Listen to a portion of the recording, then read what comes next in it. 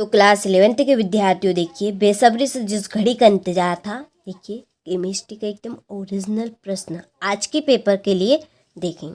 ठीक है, चलिए तो वीडियो को शुरू करते हैं बिना किसी डाउट के।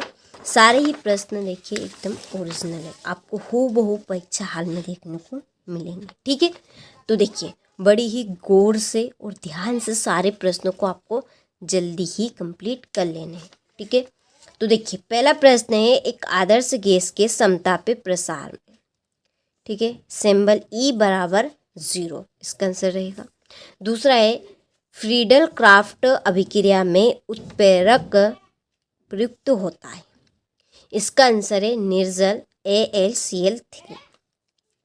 तीसरा है जल 10 मोल जल होता है, 10 मोल जल क्या होगा आपका 180 ग्राम। चौथा है अत्यधिक विद्युत ऋणी तत्व के आखिरी कक्ष की इलेक्ट्रॉनिक संरचना है, इसका आंसर है NS2Np5। पांचवा NTP पर 0.1 मोल गैस का आयतन होगा 22.4। ठीक है, और ये है आपका छठा आधुनिक आवर्त सारणी में कितने वर्ग हैं, तो 18 वर्ग। ठीक है, चलिए बड़ी ही मुश्किल से देखिए आपके लिए ओरिजिनल प्रश्न पत्र लेकर आई हूँ मैं, बहुत ही मुश्किल से मिल पाया है। और देखिए 2 से 3 घंटे में केवल मात्र ये हमारे चैनल के ऊपर रहेगा, इसके बाद हम चैनल से इसको डिलीट करने वाले हैं। ठीक है, एकदम ओरिजिनल प्रश्न है, वो आपको यही प्रश्न परीक्षा हाल में देखने को मिलेंगे। ठीक है, चलिए तो दूसरे प्रश्न में है रिक्त स्थानों की पूर्ति कीजिए। पहला है तत्वों के रासायनिक गुण उनके खालिस्तान पर निर्भर करते हैं, तो परमाणु की संख्या। दूसरा है डी ब्लॉक के तत्व खालिस्तान कहलाते हैं, संक्रमण। तीसरा है दहन उष्मा का मान सदैव खालिस्तान होता है, ऋणात्मक।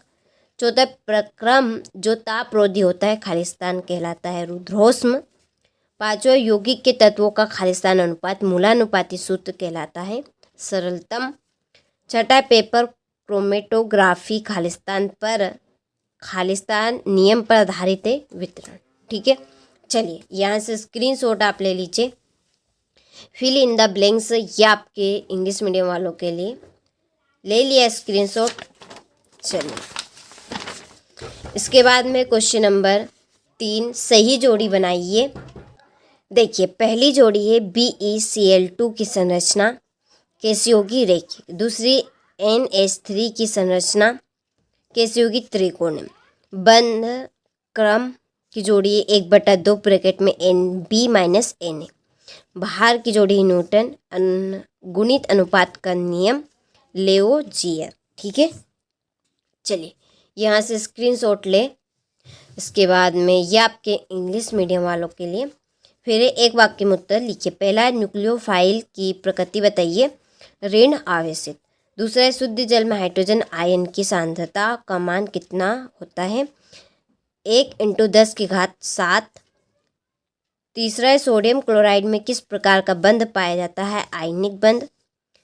BF3 अणु का द्विध्रुव आघूर्ण होता है 0।